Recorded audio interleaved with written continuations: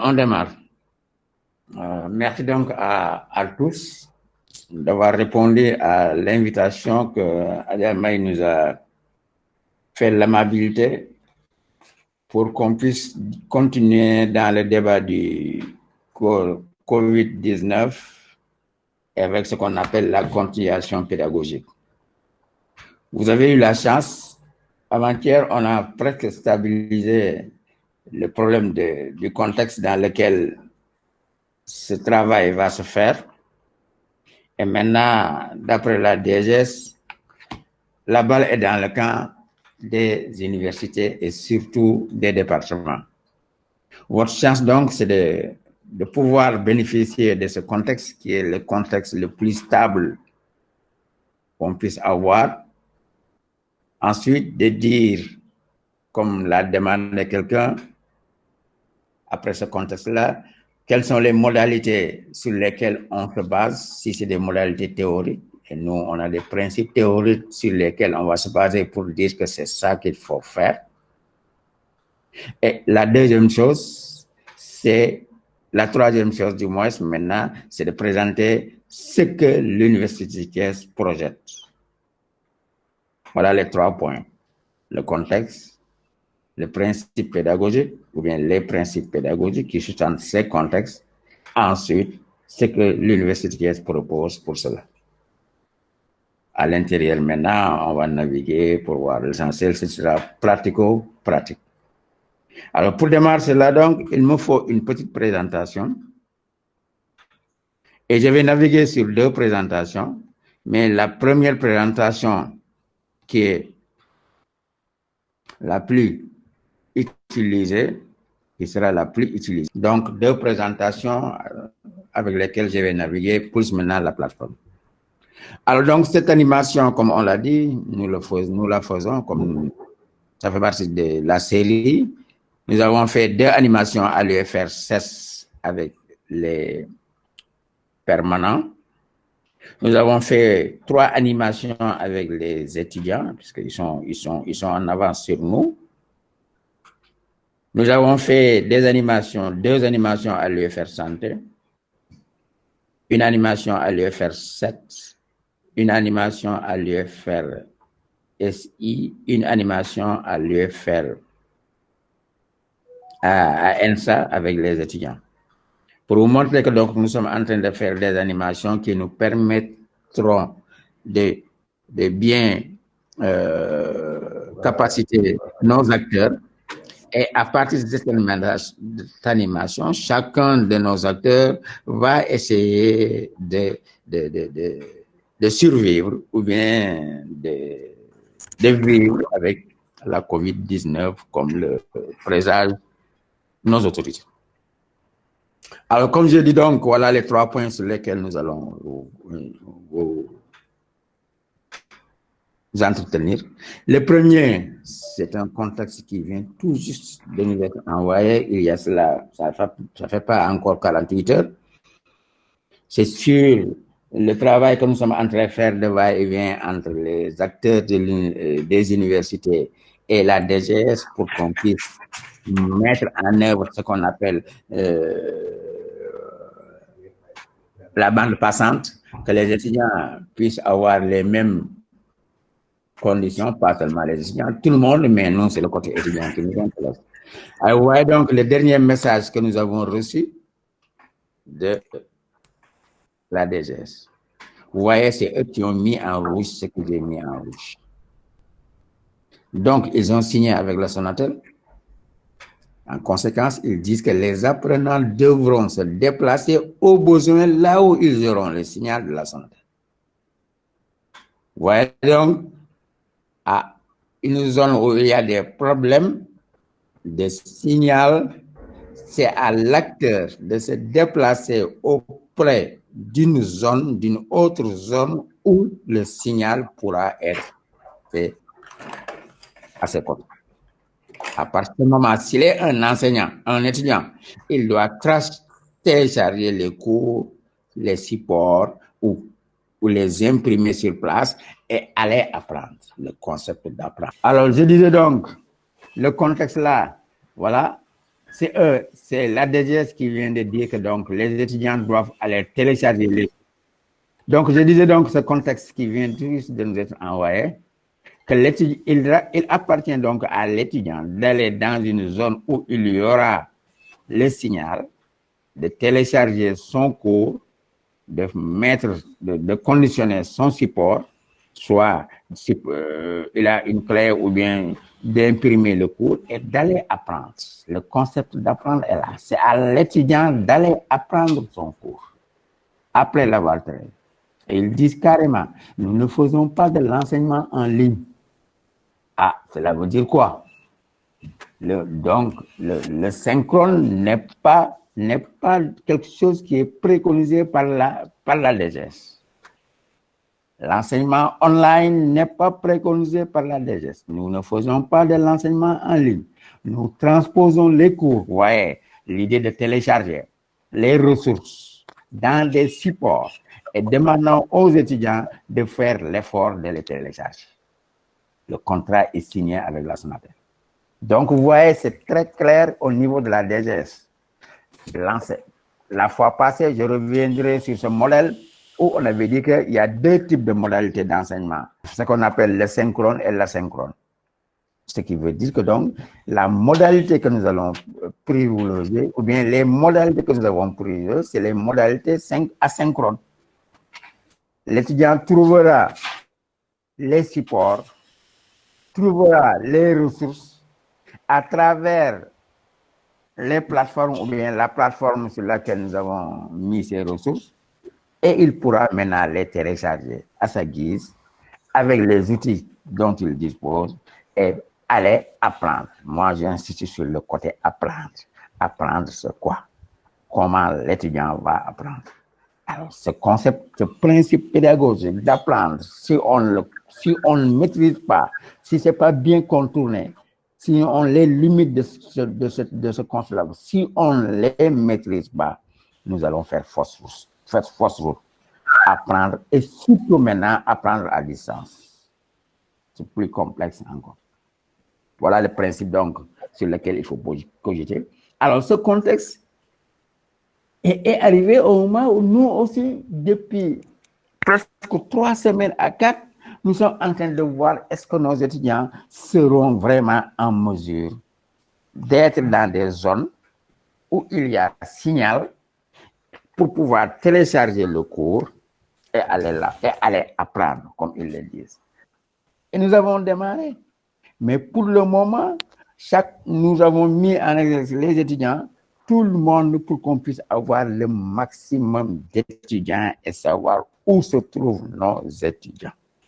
À ce jour, nous avons eu 1095 répondants d'étudiants hier.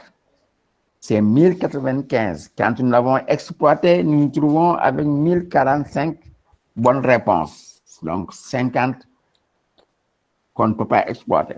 Bon, heureusement, c'est rien du tout, c'est 5%. Donc, avec ces 1095, nous avons une répartition, une bonne réponse à 95%. Si la tendance continue, cette tendance continue, nous avons 20% donc des étudiants qui ont répondu, il nous reste 40.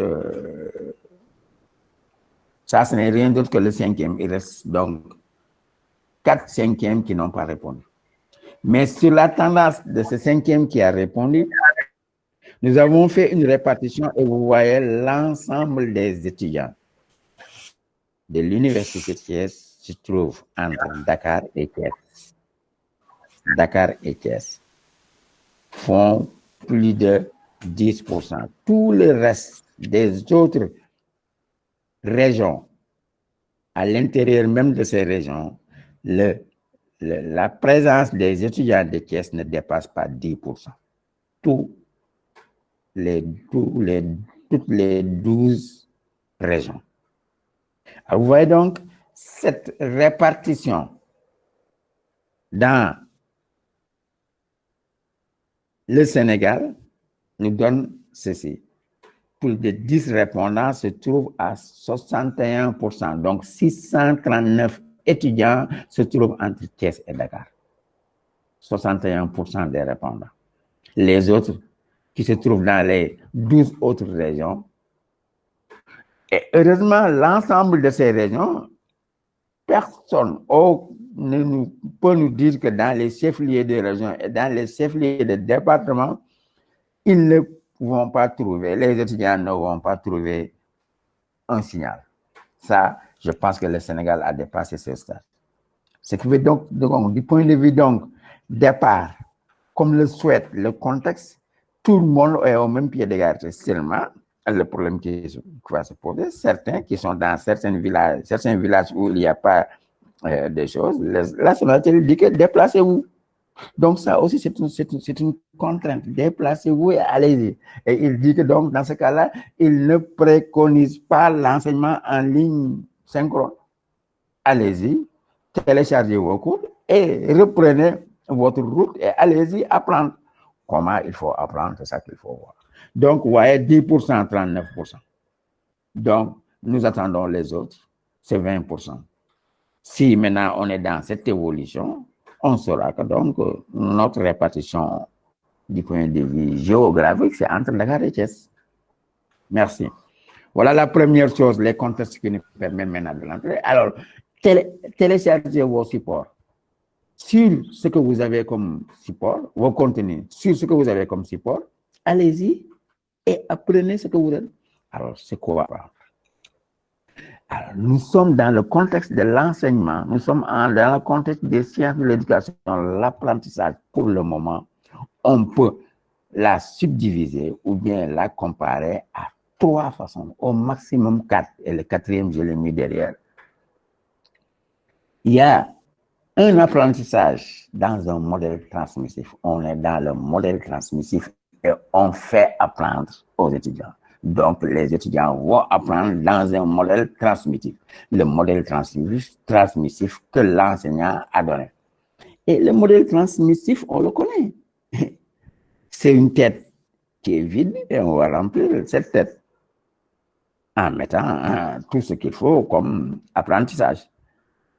C'est ça l'apprentissage transmissif. La mémorisation, tout ce que vous avez comme type pour que la tête de la personne soit. Alors, ce que les gens appellent même sol quelquefois, au maximum.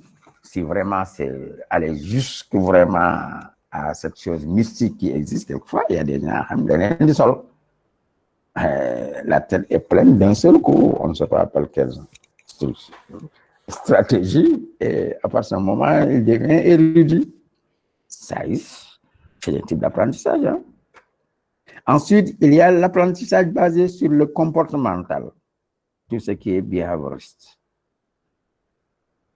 Cet apprentissage aussi a existé et existera jusqu'à présent à côté de ce modèle transmissif, qui n'est pas de sienne, mais qui a eu son temps depuis 1960. Depuis 1970, nous sommes dans cet apprentissage de changement de comportement. Là aussi, c'est un type d'apprentissage. Il y a des formes d'apprentissage qui se passent tout simplement sur le changement de comportement. En décomposant donc ce comportement-là en de mini-comportements sur lesquels les enseignants vont mettre des ressources ou bien des activités de telle sorte que les étudiants puissent apprendre de façon graduelle. Et c'est ce que nous appelons donc les modèles behavioristes. Il y a un modèle qui se base sur le conflit socio-cognitif. Et ce modèle, c'est le modèle d'interaction. Il ne s'agit pas tout simplement de dire qu'on a devant nous un étudiant passif seul qui change ses comportements.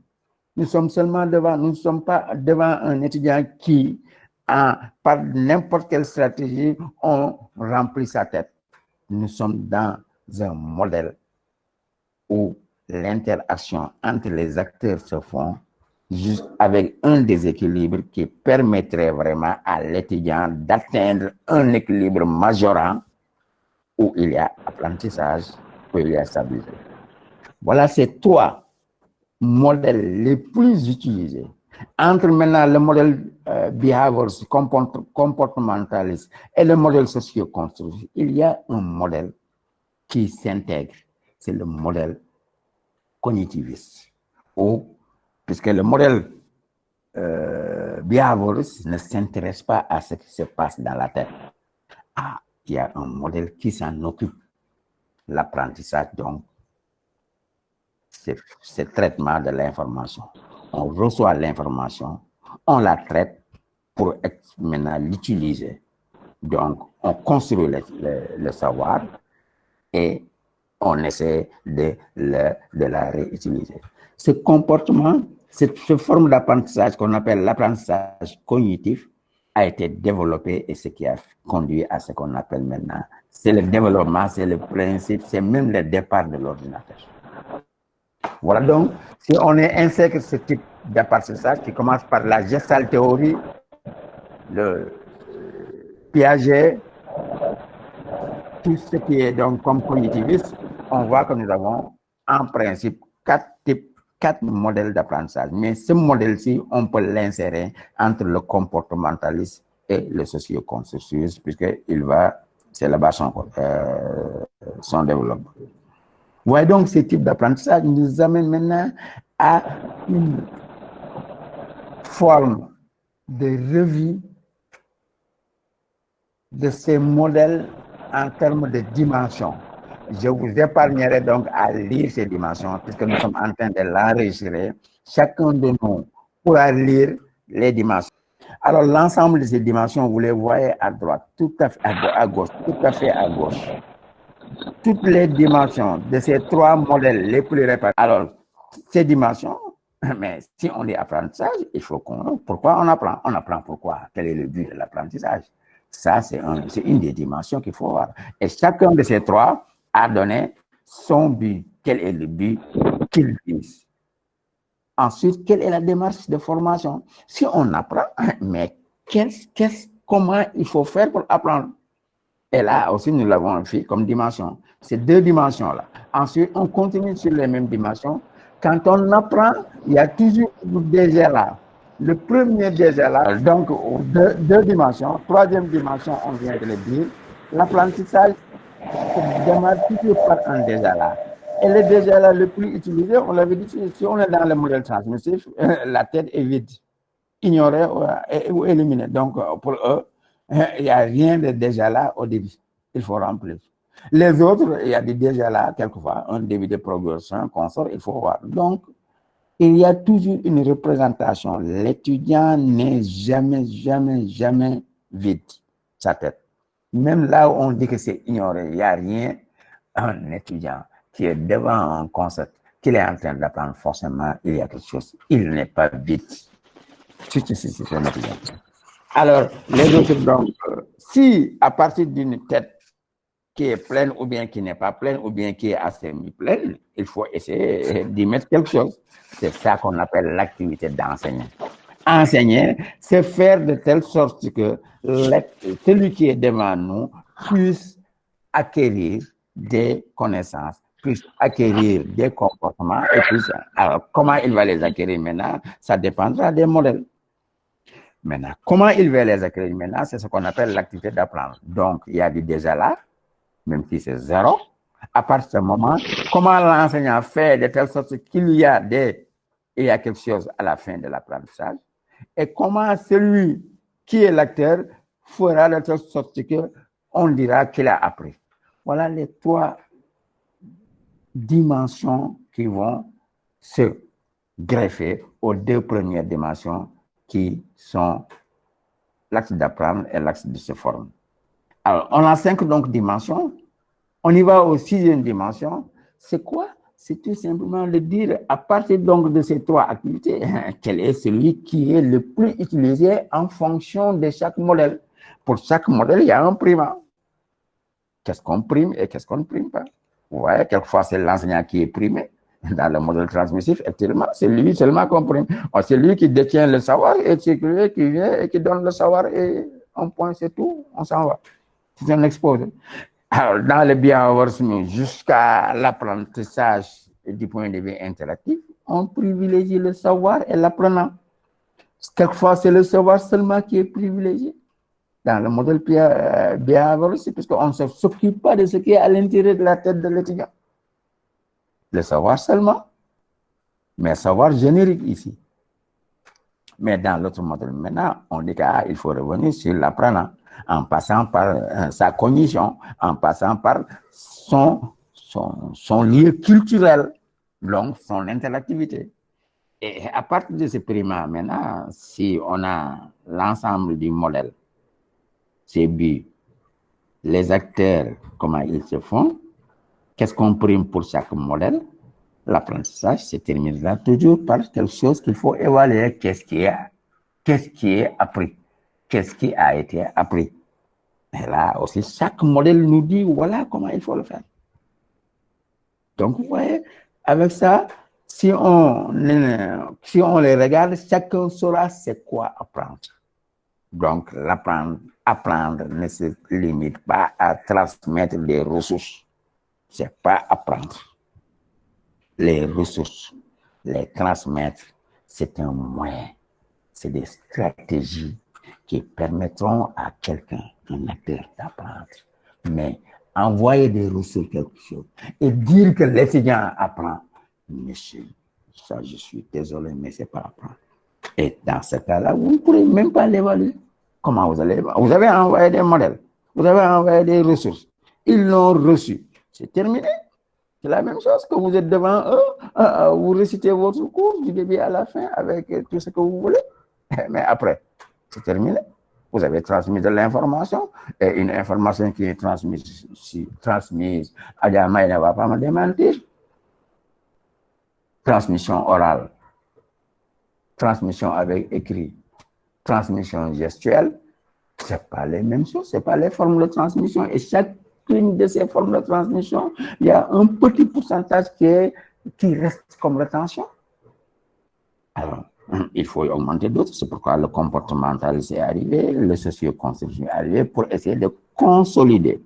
Il n'y a pas de rupture épistémologique entre ces modèles, 4 modèles-là. C'est une continuation, c'est un continuum. Chacun de ces modèles englobe l'autre. Encore, il n'y a pas de meilleure méthode. La méthode qui va être la meilleure dépendra encore des conditions qu'on vient de nous dire. Avec ces conditions-là, on va dire, voilà ce que nous pouvons faire avec les conditions. Si ces conditions s'arrêtent tout seulement à envoyer des documents, on les envoie et on dit que voilà ce qu'on va faire. Alors, comment, à partir de ce moment-là, faire le test que nos étudiants apprennent? En utilisant ces 4 modèles, où est-ce que nous allons nous arrêter? Voilà donc ce principe-là.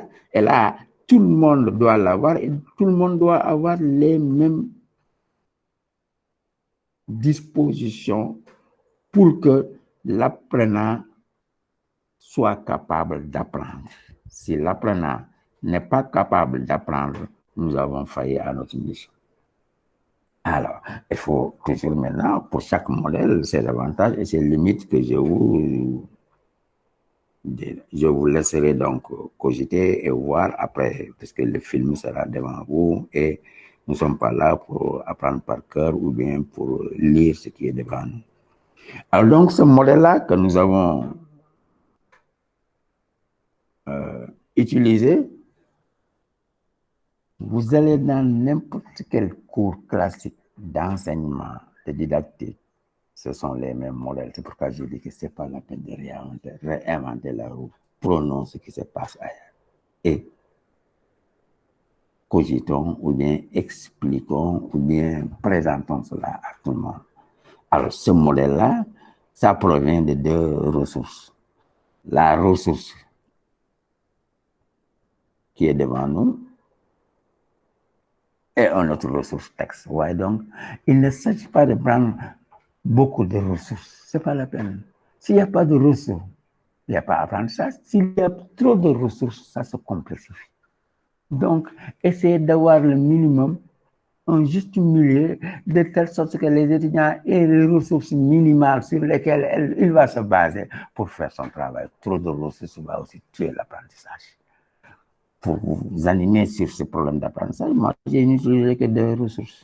Plus maintenant, la 3e qui est notre plateforme, qui est notre moyen d'apprentissage. Alors, si vous avez le temps, donc, vous allez cogiter ou bien regarder ce film, qui est un film de 15 minutes, qui vous donne l'évolution du modèle d'apprentissage. qui accompagne ce texte-là que je viens de dire, qui est la première ressource sur laquelle nous avons cogité. La troisième ressource maintenant, c'est les moyens. Alors, nous allons maintenant vous entretenir avec l'outil de l'Université Thiès. Qu'est-ce que l'Université Thiès a fait? Alors, l'outil de l'Université Thiès est très simple. Nous avions dit dès le début que nous privilégions l'enseignement via une plateforme. Nous avons donc préconisé une plateforme de formation à distance depuis 2011, bientôt 10 ans, sur laquelle nous avons mis beaucoup de projets. Beaucoup de projets ont supporté cette plateforme, en commençant par le CDP, en commençant par le ILAP, ce que nous avons gagné ces temps-ci. Le STAPS, M. Ali Diop est là pour nous édifier. Il a participé à cette formation avec le STAPS et il va continuer à nous appuyer aussi. Nous avons eu tout ce qui est ces temps-ci, les réseaux ILAP, qui est le nouveau projet que nous avons gagné, qui va, Inch'Allah, après la COVID venir. Et nous avons d'autres projets qui sont avec nos partenaires. Ce qui est important maintenant, la COVID est venue s'inviter comme projet en nous disant donc utiliser une autre stratégie. Et non seulement la stratégie présentielle, qui est une stratégie assez dangereuse à ce moment, à cause d'une des conditions d'apprentissage, une condition draconienne, la distanciation. Nous avons des milliers d'étudiants, nous n'avons pas d'infrastructure pour les mettre. Ce n'est pas possible. Imaginez une salle de X mètres carrés. Chaque étudiant va avoir un rayon de 1 mètre. Il faut trouver d'autres stratégies. Heureusement que nous avons la stratégie qui est devant nous. La plateforme n'a pas de limite. Alors, rentrons dans la formation avec la plateforme. Comment il faut y rentrer maintenant avec notre système, nous sommes devant l'interface. Cette interface est divisée en 3 parties. Pour y arriver, tout le monde doit connaître l'adresse qui nous amène à cette interface. On voit l'image. Tout le monde voit FAT Univ-Thiès? Oui, non? Oui. Voilà. Voilà donc l'interface. Et la connexion se fait à partir de là. Je vais dire donc, la connexion, c'est en haut à droite. C'est là où il faut se connecter.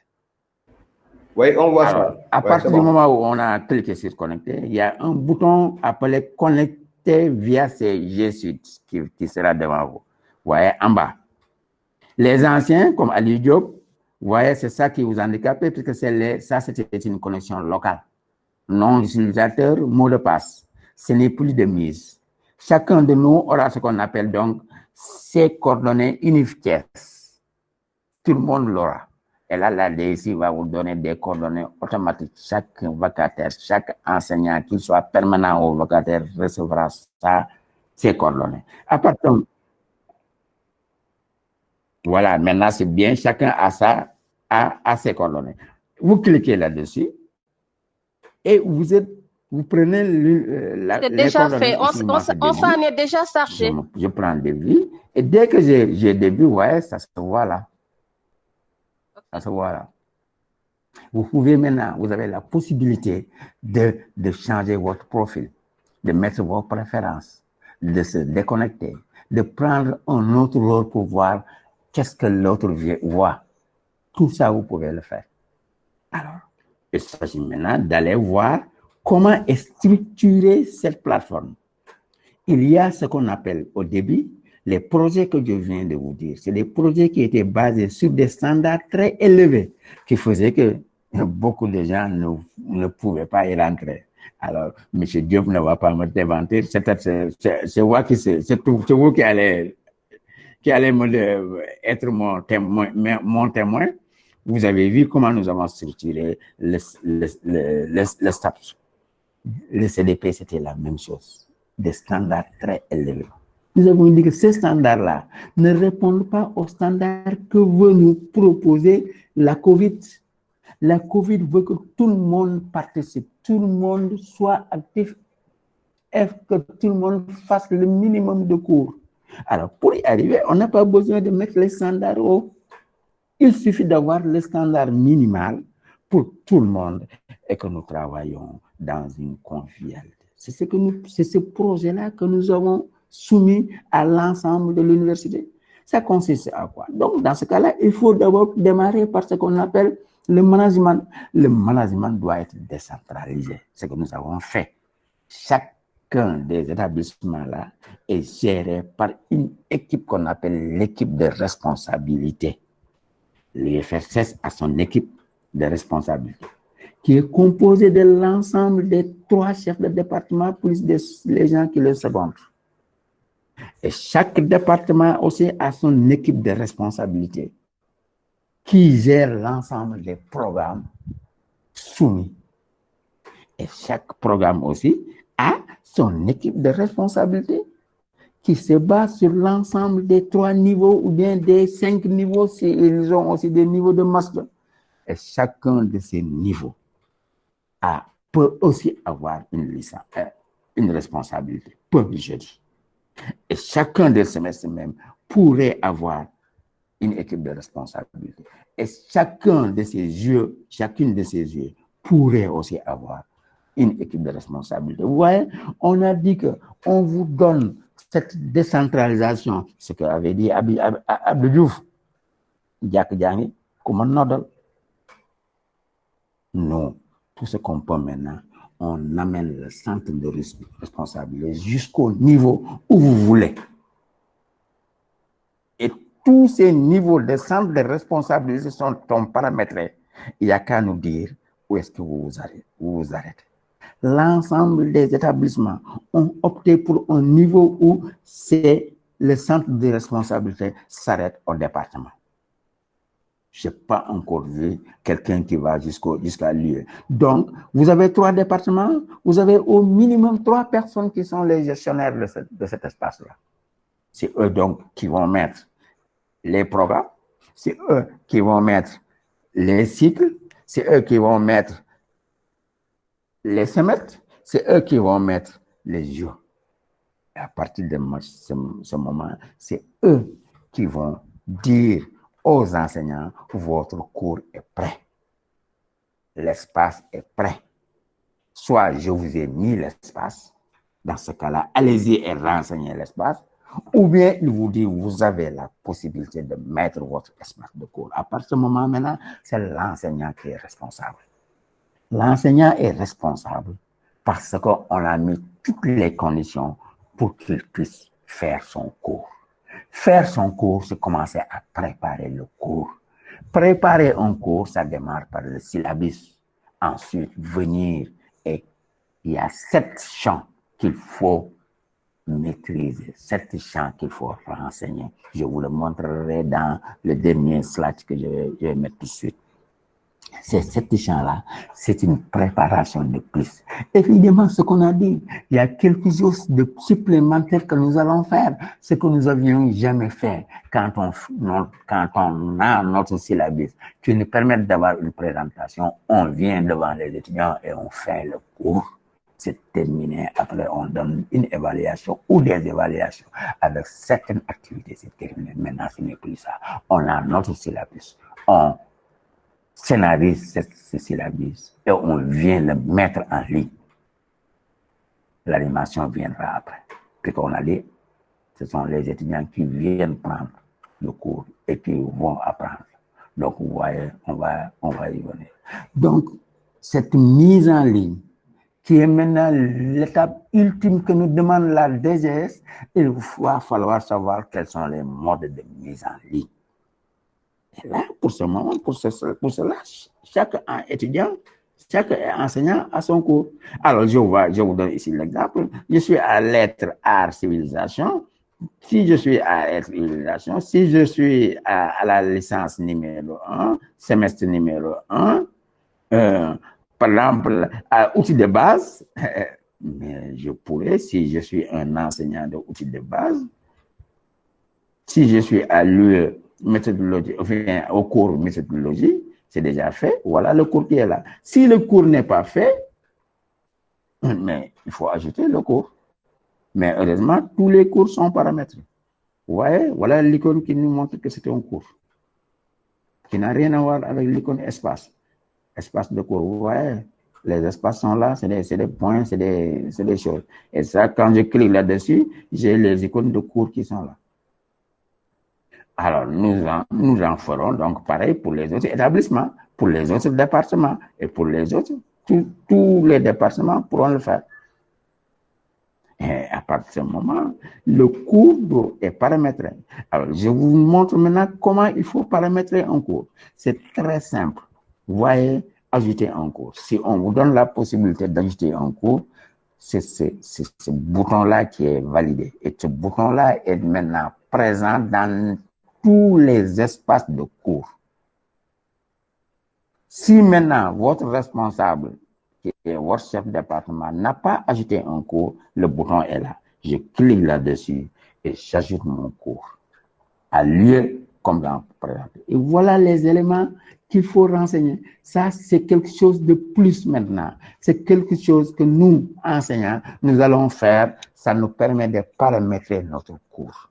Vous voyez, il y a les aspects généraux qu'il faut paramétrer, il faut décrire le cours, il faut voir quel est le format de présentation, quelles sont les apparences que je donne à mon cours, quels sont les fichiers de dépôt, quel est le mode de suivi que que je propose à mes étudiants.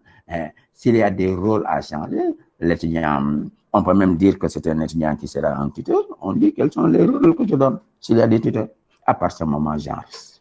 Vous voyez donc, c'est très facile de paramétrer un cours.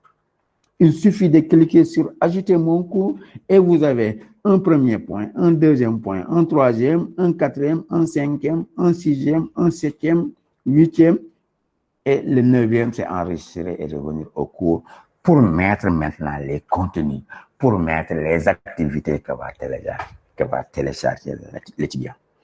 Et vous voyez mieux, vous allez voir quand je l'ouvre, il n'y a même pas au début à se focaliser. Il y aura seulement 2 chantiers. Si vous le faites le troisième, c'est terminé. Votre cours peut être rempli, renseigné en termes de contenu, en termes de ressources pour permettre à l'étudiant d'aller faire le téléchargement comme le suggère notre DGS. Alors, il suffit tout seulement de faire les renseignements généraux, le titre du cours, le cours. Les cours ont été titrés depuis avec des codes. Chaque cours a son code avec 3 chiffres. Aucun des cours à l'université ne peut nous dire qu'il a 4 chiffres, 4 lettres suivies de 4 chiffres. X, Y, Z, E, qui sont les codes. Les codes qui nous permettent de dire, voilà, à partir de ce moment, nous avons donné l'intitulé du cours. Tous les cours de l'université Thiès sont sous ce format. Celui qui ne veut pas l'utiliser maintenant, c'est autre chose.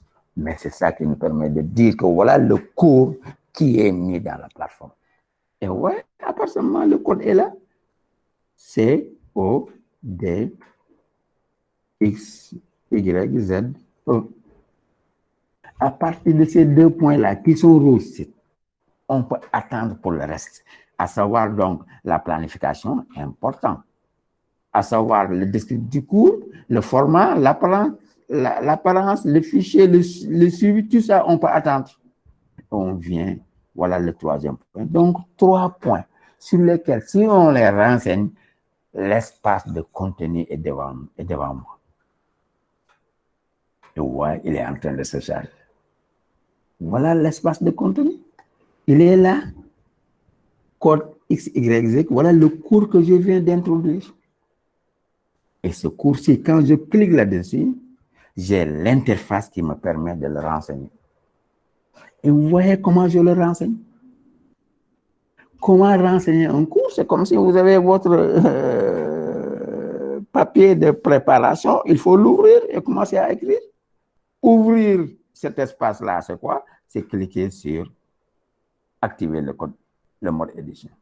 Les interfaces peuvent changer maintenant. Pourquoi les interfaces peuvent changer? Parce que c'est moi qui l'avais fait pour qu'il y ait un espace grand. Mais quand vous cliquez sur votre interface, en principe, vous devez avoir trois façons, trois interfaces. Que j'ai remis toutes les activités. C'est quand vous cliquez sur le cours, en principe, c'est ça que vous devez avoir. Alors, vous voyez, c'est ça qu'on appelle la file d'Aliane. Cette file d'Aliane-là te permet de faire une navigation aller-retour, tout ce que vous voulez, aller à recueil, au cours, à l'espace universitaire, à l'UFR 16, si je ne suis pas de l'UFR 16, je vais à l'UFR 7 ou bien là, et je vais au département. Donc, c'est une file d'Ariane qui me permet de faire ce qu'on appelle des allers et des retours. Nous avons ici l'espace qui est l'espace du tableau. C'est là où nous allons mettre les ressources à la disposition des étudiants pour qu'ils viennent maintenant les télécharger, comme le dit la DGS, et aller apprendre. Ou bien, apprendre veut dire aussi utiliser les moyens. Et voilà un des moyens pour apprendre. En dehors de cet espace, qui est l'espace la plus grande, tout ce que vous voyez, c'est des espaces, c'est des blocs de gestion, puisqu'on gère aussi un espace qui est l'espace cours. Voilà donc l'administration qui est là. Vous, si vous êtes enseignant, vous voyez tout ce que vous voyez comme administration du cours. Vous voyez, si vous êtes aussi administrateur du site, voilà ce que vous avez. Vous voyez les autres, la bibliothèque, comment il faut naviguer. Alors là, il y a un élément important qu'il faut mettre tout à présent, c'est pour aller écrire. Pour aller écrire, mais j'active le mode de... Si je n'active pas ça, je ne pourrai pas écrire n'importe où. Pour écrire dans ces espaces-là, il va falloir activer le mode édition qui est là. Ce bouton-là qui, juste ce qu'on appelle la file d'Ariane, il est là. En haut, en dessous de la connexion. Quand je clique là-dessus, je pourrais maintenant écrire dans l'espace. Vous voyez? Alors, je peux remettre tout ça en chose. Vous voyez? Nous avons ici l'ensemble des sections sur lesquelles je pourrais maintenant faire, introduire ce que j'appelle mon plan et mon plan détaillé. On peut mettre ici le plan détaillé du cours. Et vous voyez ce qu'on vous demandait. Mettez au minimum votre plan détaillé pour que votre cours soit compris. Quelqu'un qui met même ce plan détaillé, tout simplement, son cours, mais son cours peut être exploité. Parce que rien qu'en mettant un plan détaillé d'un cours, on peut dire aux étudiants, allez-y, faites-moi la recherche bibliographique.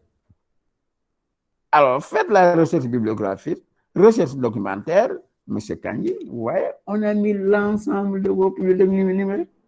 Ils sont là devant vous. Tout ce que vous avez comme contenu numérique, vous continuez à cogiter avec nous et nous allons les mettre ensemble. Vous voyez, nous avons même mis une bibliothèque numérique africaine qui avait dit qu'elle vous donne. Mais vous, en tant qu'enseignant, ressources pédagogiques de l'université, tout votre catalogue est là. Pour montrer que donc, tout ce qui est comme recherche bibliographique, recherche documentaire, à la disposition des étudiants. Vous voyez, rien qu'en faisant cela, ce que j'avais dit à quelqu'un est actuellement, avec ce que la DGS nous a dit là, quelqu'un qui me met seulement son syllabus et son plan détaillé, voilà un premier document de travail. Si un enseignant peut s'arrêter là et dire que maintenant, la chose la plus importante pour vous, allez-y et faites-moi la recherche documentaire ou bien la recherche bibliographique et vous revenez maintenant et on va cogiter, on va mettre les contenus les plus essentiels sur chacune de ces espaces et là, c'est terminé. C'est un excellent travail du point de vue apprentissage. Vous, vous le savez, autant que moi, tous vos cours, on vous donne en général les thèmes, on vous donne les sections, on vous donne les sous-chapitres, on vous donne les éléments ou bien les orientations sur lesquelles on va travailler avec vous. C'est à vous d'aller à la bibliothèque et de faire la recherche pédagogique. Donc, vous êtes dans votre domaine. Les autres aussi, s'ils ne peuvent pas faire la recherche de fond, c'est à eux de faire cela. On leur donne la possibilité d'écrire dans cet espace. La première chose qu'il faut faire dans cet espace, c'est quoi? C'est le plan. Moi, je commence par le plan le plus simple. Les gros, ce qu'on appelle la granularisation, les gros grains d'un plan.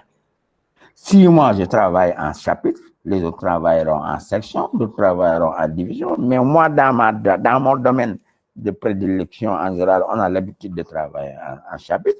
Moi, je vais donc les gros grains, c'est les chapitres. Vous voyez, je clique sur modifier. Vous voyez chaque section. Chaque section, en face, vous avez ce qu'on appelle modifier. Donc, je vais modifier chaque section. Pour chaque section, voilà ce qu'on appelle section ou page. Pour chaque section, je peux ajouter autant que je veux de ressources comme d'activités. On va y revenir sur ça. Donc, la page là, qui est la section numéro 1, je peux l'élargir en une page web la plus grande possible. Ça dépendra des ressources que j'ai mises là-bas et des activités que je propose à mes étudiants. Je modifie, puisque moi, je ne parle pas de section, je parle de chapitres. Donc, je vais modifier chapitre. À la place, je ne mets pas section, moi, je vais modifier. Je clique sur modifier. Vous voyez ce bouton-là, personnaliser, puisque ce n'est plus section, je personnalise moi, mon gros grain. Si c'est partie, c'est partie. Si c'est section, c'est section. Si c'est division, c'est division. Je personnalise. Moi, je ne mets pas de section, je mets chapitre. Je dis, voilà le premier chapitre. Je l'appelle chapitre 1. Je mets intitulé du chapitre. Intitulé du chapitre. Et s'il y a un résumé du chapitre, on le met. Mais si on ne le met pas, ce n'est pas grave. Si ce chapitre doit être vu par tout le monde, ce n'est pas la peine. Mais s'il doit être vu par quelqu'un, il y a voilà les conditions de restriction. Et je les ajoute. Vous voyez, je peux ajouter des dates. Les gens qui sont à ce niveau, à cette date-là, c'est eux qui vont rentrer. Je peux dire celui qui n'a pas une note telle au chapitre précédent, il ne pourra pas faire ce chapitre-là. Je peux même aller jusqu'à dire que c'est des profils d'étudiants. J'ai fait des groupes, des étudiants faibles, des étudiants forts, des étudiants moyens. Et je dis que ce chapitre-là, c'est réservé au profil. Et je le fais. Je peux faire des jets de restriction avec l'armoire boolien, ouais, et j'ajoute autant de fois que je veux pour voir à qui appartient ce chapitre. Alors là, ici, je fais rien. Je fais rien. Si je fais rien, il ne va rien ajouter. Alors, donc, voilà. Et là, je le fais pour n'importe quel chapitre. Alors là, il faut que j'enlève ça. Voilà. Voilà, il n'y a plus de restriction. Et j'enregistre. Voilà donc mon premier chapitre qui est mis. Je vais au second chapitre. Je fais la même chose. Modification, chapitre personnalisé. Et je dis chapitre 2. Chapitre 2. Intitulé du chapitre. Intitulé du chapitre. S'il y a des restrictions, je le fais. S'il n'y a pas de restrictions, s'il n'y a pas de résumé pour ce chapitre, je ne le fais pas. Alors, les résumés, ça peut même dire quels sont les objectifs de ce chapitre. C'est un résumé. Une petite description et vous dites à la fin, voilà les objectifs que nous allons atteindre avec ce chapitre. Et c'est terminé. Si vous voulez. Si vous ne voulez pas, vous laissez comme ça. En tout cas, ce n'est pas une contrainte. Vous enregistrez, vous avez votre chapitre. S'il n'y a pas de restriction, vous y allez. Dans ce cas-là, le chapitre 1 n'est pas lié au chapitre 2. Si je voulais qu'il y ait liaison, je mettrais ici des contraintes. Je vais mettre ici des contraintes, je reviens, je mettrai des contraintes ici. Mais contraintes-là feront que ce chapitre-là est lié au chapitre 2. Mais à partir de ce moment, si je fais comme ça, il n'y a pas de contrainte. Celui qui est au chapitre 1, s'il veut, il peut venir au chapitre 2. Parce que vous n'avez pas mis de contraintes. Il peut commencer par le chapitre 2 même et après venir au chapitre 1. Vous n'avez pas mis de contraintes. Dans ce cas-là, il n'y a pas de contrainte. Alors, je vais au chapitre 3. Je paramètre le chapitre 3, donc la page web numéro 3. Alors, je fais la même chose, personnalisé, je mets chapitre 3. Chapitre 3. Intitulé du chapitre. Intitulé du Même chose, s'il est résumé, je le fais. Alors, au passage, vous voyez, vous avez l'ensemble des outils.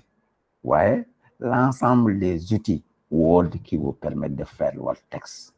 Comme vous voulez, vous voyez les liens, vous voyez les images, vous voyez les vidéos, vous voyez tout ce qu'il faut pour avoir un bon formatage, vous l'avez. Et vous l'aurez dans tous les champs. La restriction est là. Et j'ai fait chapitre 3. Alors, je continue. Chapitre 4. S'il y a chapitre 4, je fais chapitre 4. Même chose. Chapitre 4.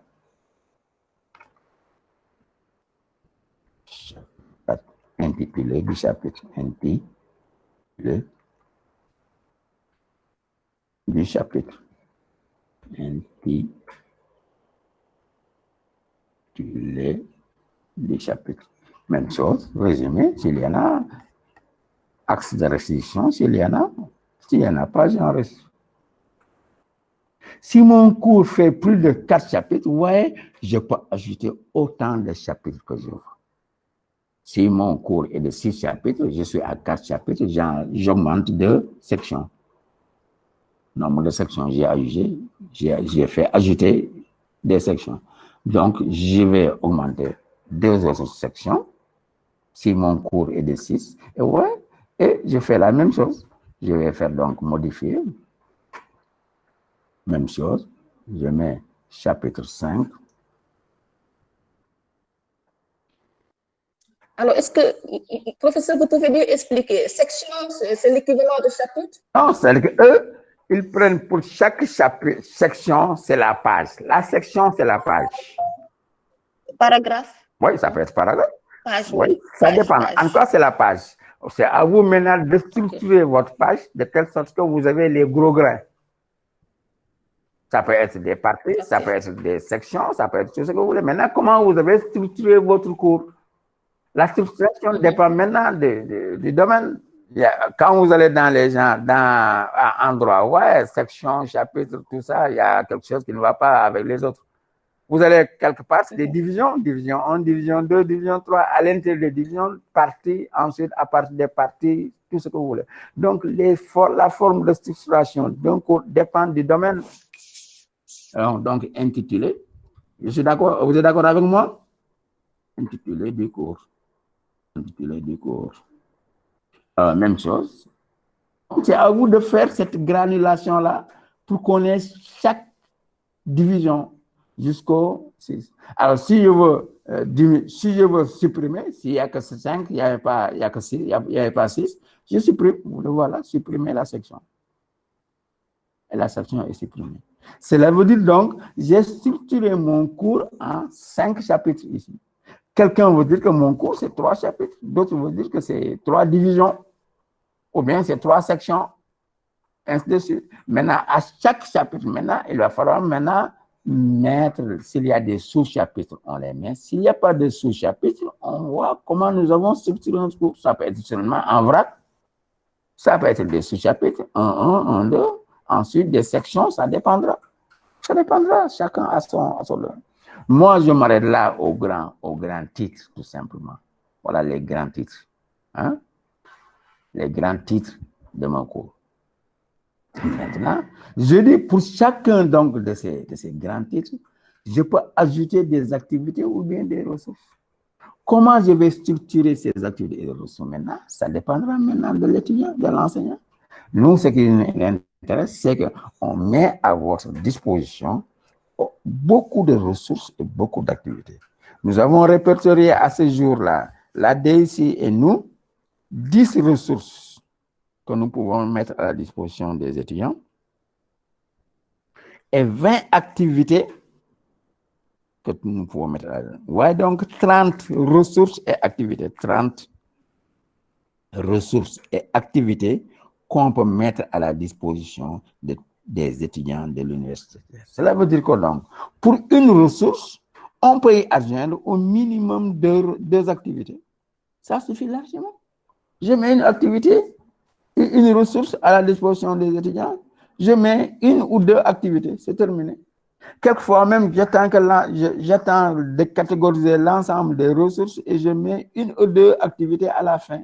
Ça suffit largement. C'est des résumés, je ne sais pas, c'est un travail que nous donnons aux étudiants. Et c'est ce travail-là que nous appelons nous activités tout simplement. Donc, il aura ces ressources qu'il va télécharger dans un support, comme l'a dit la DGS. Et vous lui avez dit que pour ces activités, voilà, pour ces ressources-là, voilà les activités que je propose de faire.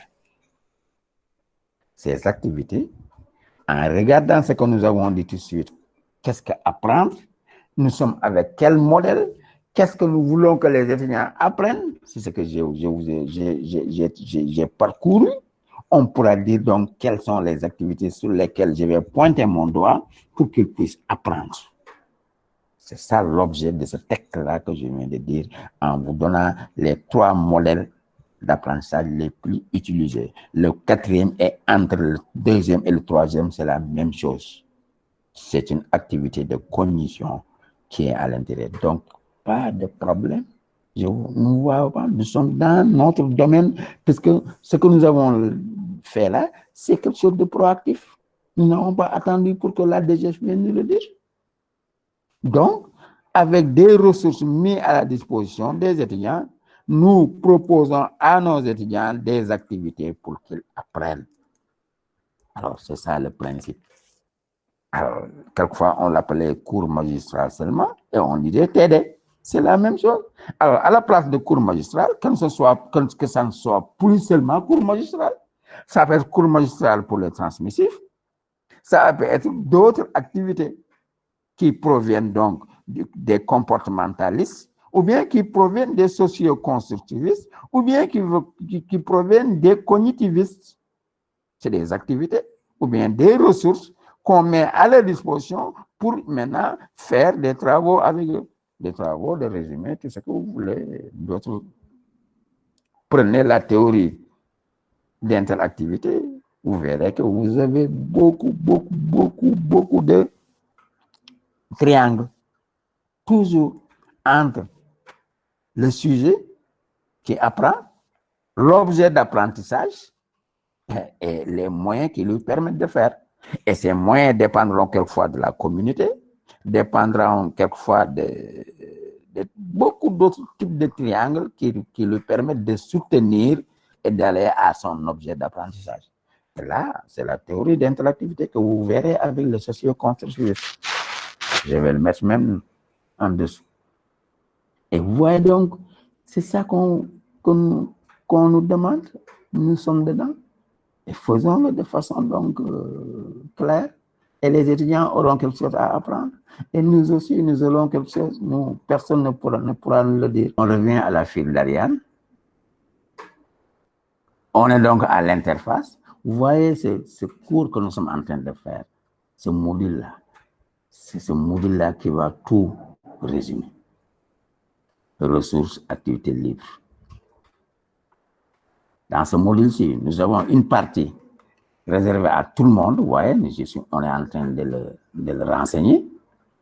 Nous avons une partie qui intéressera les étudiants. C'est là où on va dire, voilà les étudiants, comment on vous forme. Et cette partie-là que nous sommes en train, nous, de renseigner qui concerne les étudiants, les enseignants. Vous voyez, le management est là. Comment on structure un cours, on vient de le faire, de le dire. Comment est-ce que la création d'un cours, vous voyez. Maintenant, nous avons ici l'intégration des pages. Vous voyez. Ici, nous avons comment il faut intégrer une ressource PDF. Nous avons ici comment il faut intégrer, vous voyez, un ensemble de ressources PDF. Pas un seul, ce qu'on appelle ici un dossier. Ouais, où il y a beaucoup de PDF. Nous avons mis aussi comment il faut intégrer une adresse URL qu'on peut mettre même dans la page, mais pour le moment, nous, on le prend comme ressource. On peut aller vers une autre page extérieure. Un livre, comment il faut l'intégrer, c'est une ressource. Hein?